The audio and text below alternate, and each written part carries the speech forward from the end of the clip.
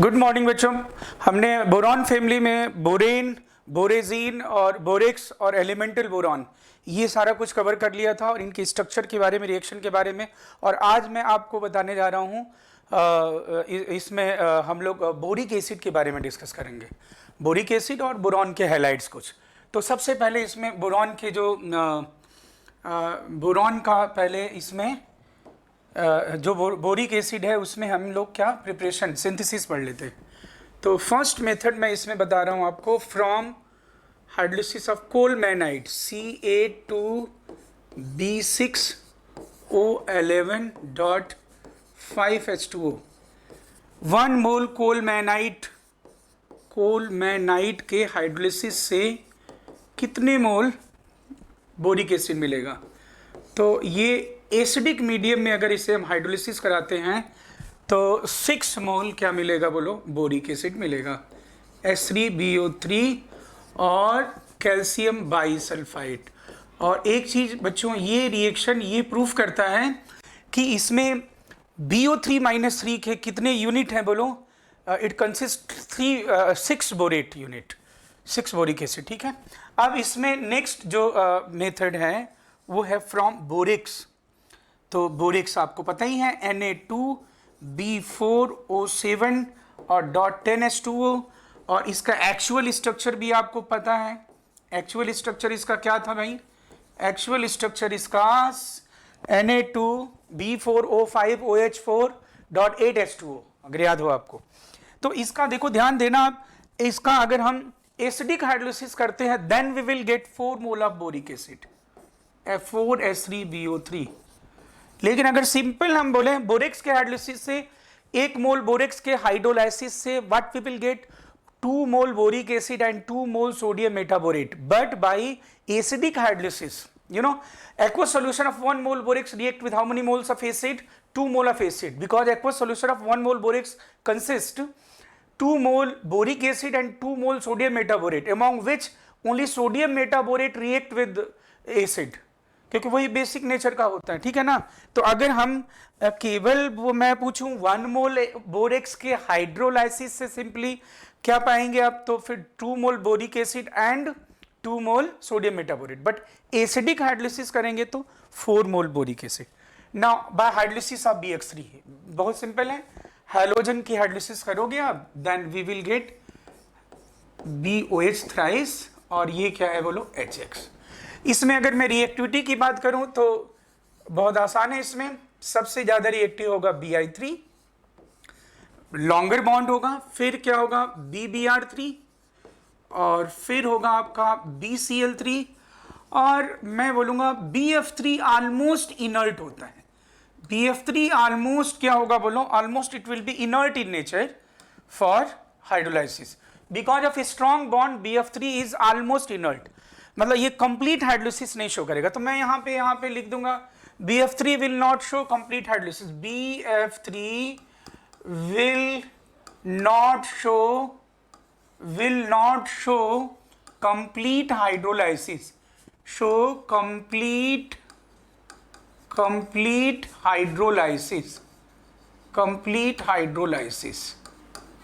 hydrolysis. Okay, done beta. Now in solid state at very high concentration boric acid molecule, आप सभी जानते हो कि बोरिक एसिड का मतलब क्या है। बोरिक एसिड में तो क्या है बोलो, बोरॉन है और इससे कितने OH जुड़े हुए बोलो, 3 OH जुड़े हुए हैं। इसमें देखो भाई कोई डाउट तो है नहीं, यही है ना बोरिक एसिड, बोलना भाई। तो आप सॉलिड स्टेट में बोरिक एसिड कैसे, या एट वेरी हाई कंसंट्रेशन और more precisely I will say in solid state. तो in solid state boric acid molecule attach together with hydrogen bonding and form a 2-dimensional sheet having almost hexagonal symmetry. मतलब मैं लिखूँ in solid state forms 2D sheet, 2-dimensional sheet having hexagonal symmetry, almost ये देख सकते हो आप hexagonal है कि नहीं बेटा, बोलिएगा, हेक्सागोनल है ना, हेक्सागोनल, हेक्सागोनल सिमेट्री। ओके बेटा, ठीक है। नाउ सिंपली अगर मैं बात करूं तो in boric acid, boric acid में लिक्विड फॉर्म में अगर है तो क्या होता है उसमें, borate unit, borate unit, triangular borate, trigonal planar borate unit are attached to each other through H bonding. तो इट हैज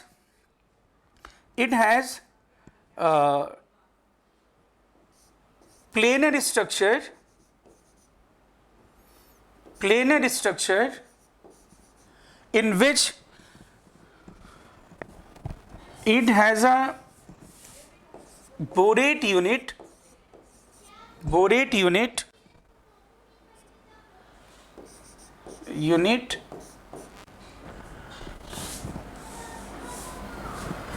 और ये क्या होगा बोलो, मैं ऐसा लिख दूंगा, it has a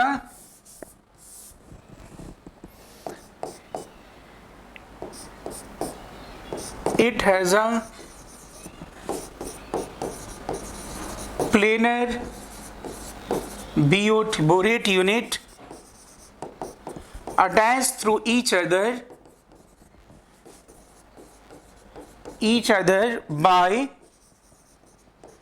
by H bonding। बोलो ठीक है।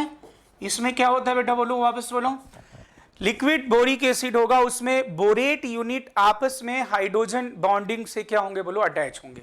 सॉलिड स्टेट में बोरिक एसिड आपस में हाइड्रोजन बॉन्डिंग से अटैच होके और ऑलमोस्ट हेक्सागोनल सिमेट्रिकल स्ट्रक्चर बनाएंगे। Okay, now in aqueous medium boric acid act as a weak monobasic acid,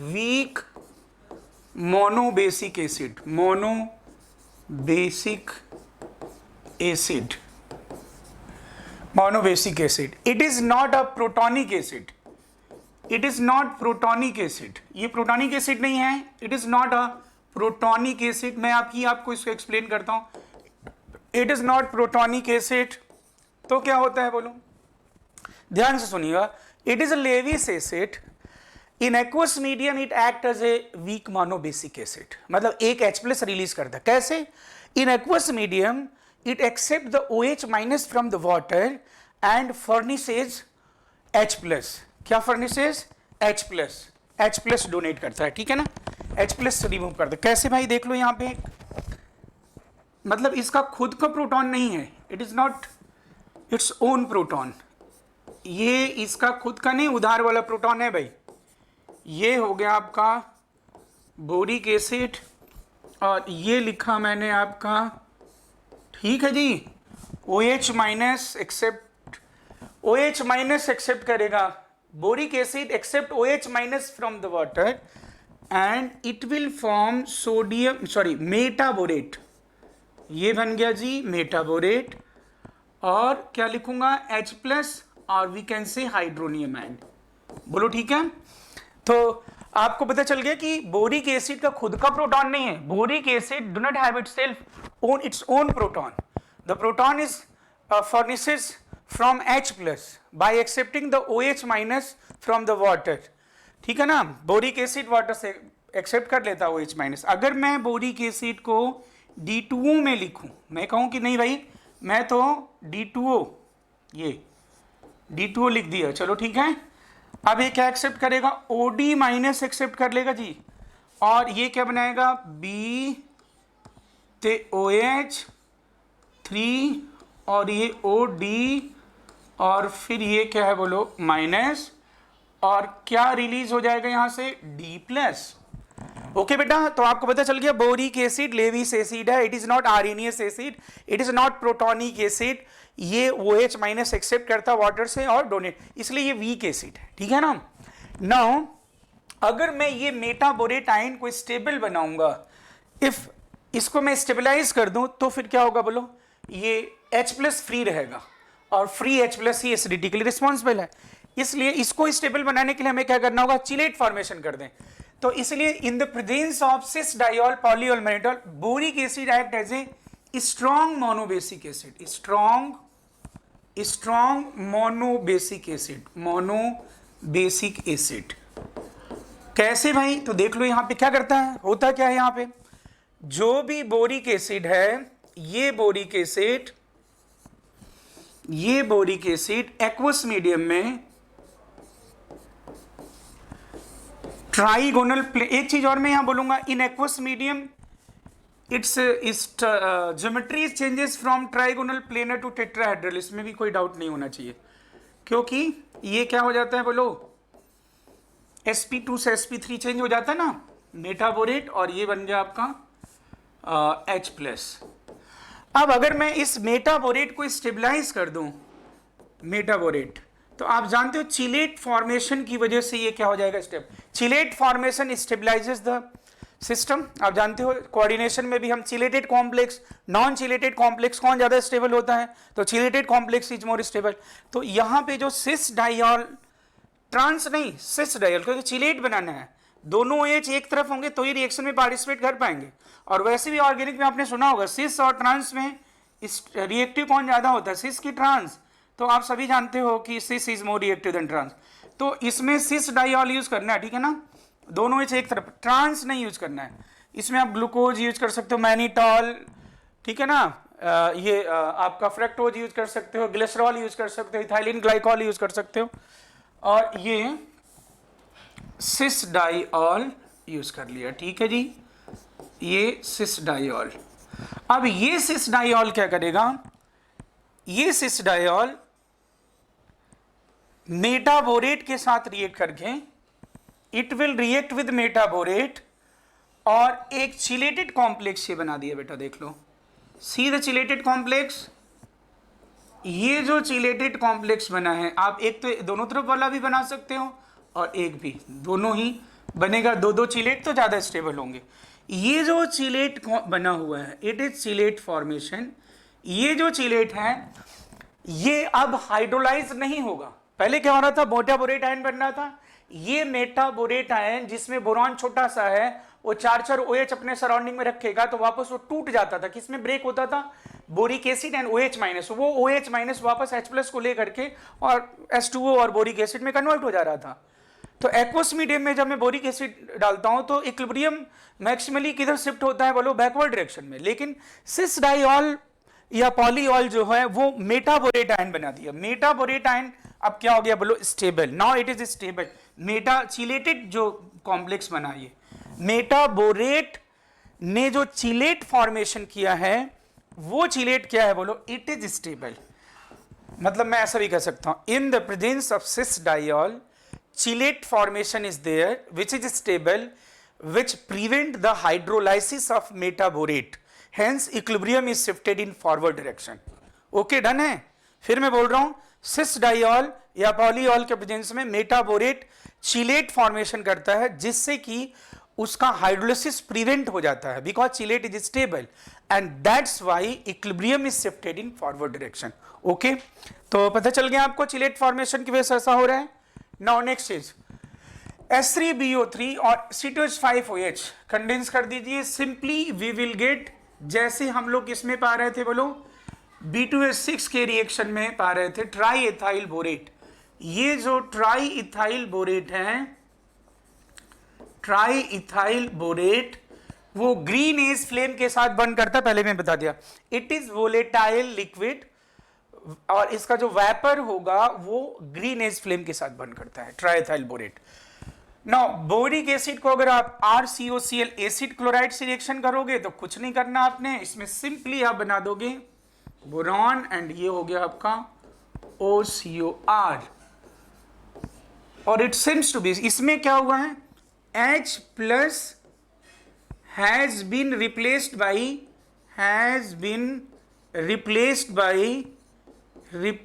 by acyl RCO। ध्यान रहे ये बात।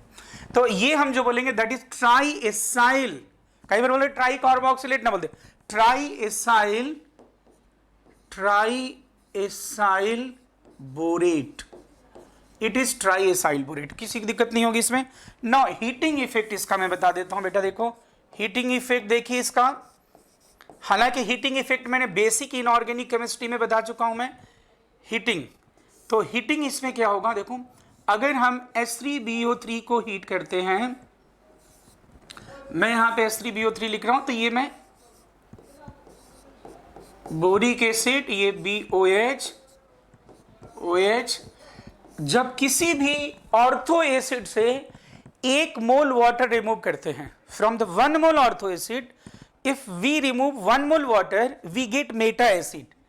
ये मैंने आपको किस में बताया बेटा, बोलो, ये बेसिक इनऑर्गेनिक केमिस्ट्री में बता दिया था।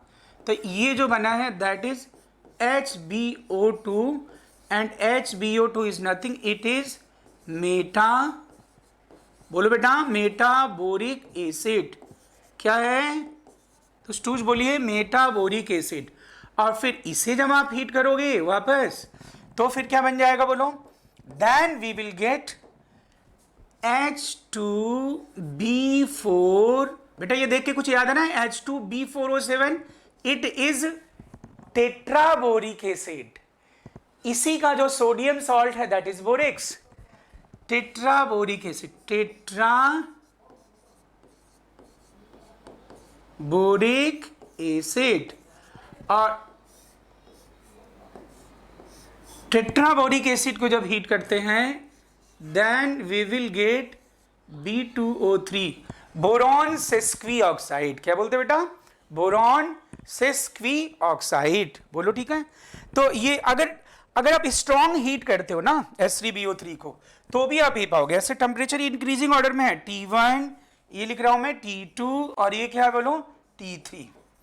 ठीक है, तो आपको पता चल गया, किसी भी ऑर्थो एसिड से 1 मोल वाटर रिमूव करेंगे तो we will get meta acid, metaboric acid को फिर हीट करेंगे टेट्राबोरिक, और टेट्राबोरिक से B2O3 बन जाएगा। Okay, now next is H2O2। अब इसके प्रेजेंस में सबसे पहले क्या होगा, देखो बेसिक मीडियम गिवन है बेटा, तो don't you think in basic medium first of all boric acid basic medium में या एक्वस मीडियम में it will change its structure, ये अपने स्ट्रक्चर को चेंज करेगा, और ये क्या बनाएगा, इट विल प्रोड्यूस मेटाबोरेट। क्या बनाएगा बेटा, metaborate, it will produce metaborate.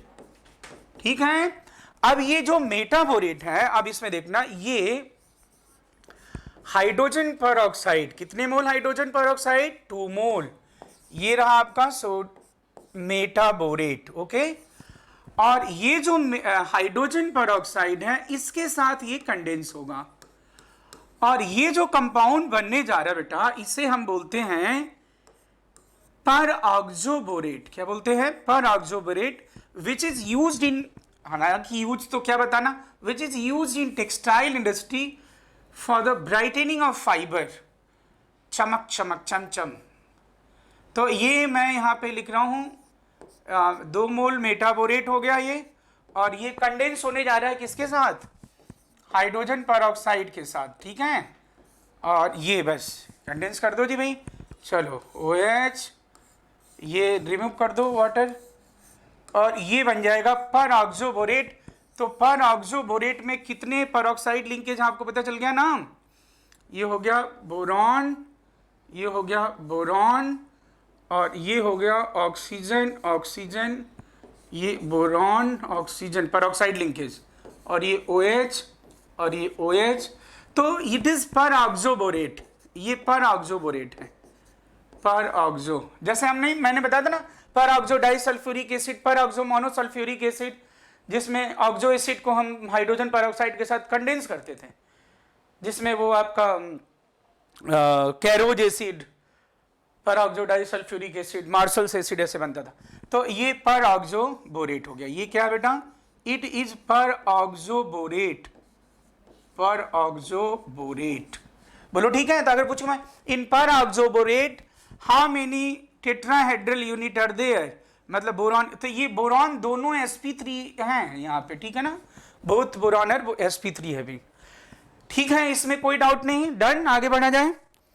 एक चीज और मैं बोल देना चाहता हूं, इन एक्वस मीडियम और in basic medium boric acid changes its structure from trigonal planar to tetrahedral, क्योंकि वो किस में रहता है बोलो, ये अभी यहाँ पे दिख रहा है आपको sp2 trigonal planar, but aqueous medium या बेसिक मीडियम में ये तुरंत क्या बन जाएगा बोलो, टेट्राहेड्रल sp3 हो जाएगा ना। अब बेटा हम आ जाए बोरॉन हैलाइड्स के बारे में। बोरिक एसिड के बारे में मैंने आपको बता दिया, बोलो पता चल गया आपको बोरिक एसिड के बारे में थोड़ा सा ना। अब बेटा इसमें देखो बोरॉन के हैलाइड्स थोड़े से जनरली ये किस टाइप का हैलाइड बनाता है बोलो, BX3 टाइप का, ठीक है ना।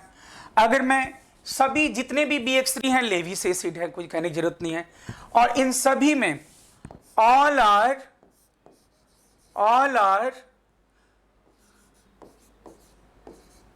stabilized by p-pi back bonding, p-pi back bonding। तो इसमें आप सभी जानते हो p-pi बैक बॉन्डिंग किसमें सबसे ज्यादा एफिशिएंट होगा। देखो तो अगर मैं इसमें बोलूं BF3 की बात करूं तो BF3 having effective p-pi back bonding. क्यों? क्योंकि p-pi बैक बॉन्डिंग होने के लिए जो एनर्जी लेवल है p ऑर्बिटल का वो सेम होना चाहिए। तो इसमें भी 2p ऑर्बिटल है, और ये मैंने बहुत पहले आप लोगों को बता दिया था, ठीक है ना। ये p-pi बैक बॉन्डिंग हो रहा है। और 2p तो कैसा ये है बोलो, इट इज इफेक्टिव p-pi और इनइफेक्टिव p-pi। तो you will say effective p-pi। Why? Because of same energy level. तो मैं क्या बोलूं इससे, बोलो इफेक्टिव p-pi। ये कैसा है बोलिएगा, इफेक्टिव p-pi। देख लेना भाई, इधर मैं देख रहा हूं, तुम लोग बदमाशी नहीं करने लगने, दांत तोड़ देता हूं मैं। Effective p-pi। Effective p-pi। और आप सोचो कि अगर बैक बॉन्डिंग इफेक्टिव होगी तो जो बोरॉन है उसकी जो इलेक्ट्रॉन डेफिशिएंसी है that will be compensated, hence it will have lesser tendency to accept the electron from the outside, means Lewis acid character will decrease, means जितना effective p-pi back bonding decreases Lewis acid character, Lewis acidity। इसमें doubt नहीं होना चाहिए। इसलिए अगर मैं Levi's acidity की बात करूं तो लेविस एसिडिटी का ऑर्डर ये हो जाएगा, सबसे कम होगा BF3, फिर होगा BCl3, फिर होगा BBr3 और BI3 सबसे ज्यादा होगा। बोलो हालांकि BI3 अनस्टेबल होता है। तो ये हो गया आपका लेविस एसिड कैरेक्टर। ओके बेटा बोलो ठीक है ना, लेविस एसिडिटी का ये ऑर्डर हो गया, कोई डाउट नहीं है। इफेक्टिव p-pi कब होगा, जब एनर्जी लेवल सेम होगा, बोलो ठीक है, कोई डाउट नहीं। ओके स्टेबिलिटी का ऑर्डर जस्ट रिवर्स हो जाएगा इसका। Okay now adduct form, because all their Lewis acid obviously they will show adduct formation, yes ना। से टर्शियरी एमाइन है, या फिर आपका कार्बन मोनोऑक्साइड है, या फिर एल्कोहल है, ईथर है, इन सब के साथ ये क्या फॉर्मेशन करेगा बोलो, it will show adduct formation. तो ये देख लो एडक्ट फॉर्मेशन हो जाएगा, कोई दिक्कत नहीं इसमें। अब इसमें आपको ऑब्वियसली हाइब्रिडेशन चेंज हो जाएगा, ठीक है ना बेटा। नेक्स्ट है इसका रिएक्टिविटी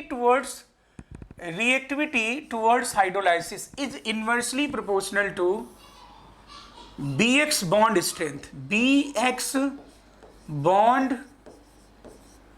स्ट्रेंथ। तो इसमें कहने की जरूरत नहीं है कि सबसे स्ट्रॉन्ग बॉन्ड किस में है बोलो, BF3 में है, इसलिए BF3 तो ऑलमोस्ट इनर्ट होगा, ठीक है ना। और ये हो जाएगा आपका BBr3, और सबसे ज्यादा रिएक्टिव होगा BI3। ऑलमोस्ट ये क्या होगा बोलो, ऑलमोस्ट इनर्ट टाइप होगा, या ये मैं कहूंगा इनकम्प्लीट हाइड्रोलाइसिस शो करेगा। अगर BF3, BCl3, BBr3, BI3 अगर पूछा जाए which is inert for hydrolysis, which will not show hydrolysis, then obviously BF3 we will go for BF3। now reaction with ROH, तो इसमें कोई दिक्कत नहीं है। अगर आप BX3 से रिएक्शन करते हो और यहाँ पे से मैंने ROH लिख दिया, तो फिर आपको पता है कि ROH अटैक करेगा और किसको रिप्लेस कर देगा बोलो, X को, and we will get trialkyl borate, जैसा कि B2S6 में भी पा रहे थे। और बोरिक एसिड को अगर हम एस्ट्रोसल्फर के प्रेजेंस में एथेनॉल से रिएक्ट करा रहे थे तो भी पा रहे थे, और ये हो जाएगा आपका HX। ओके बेटा।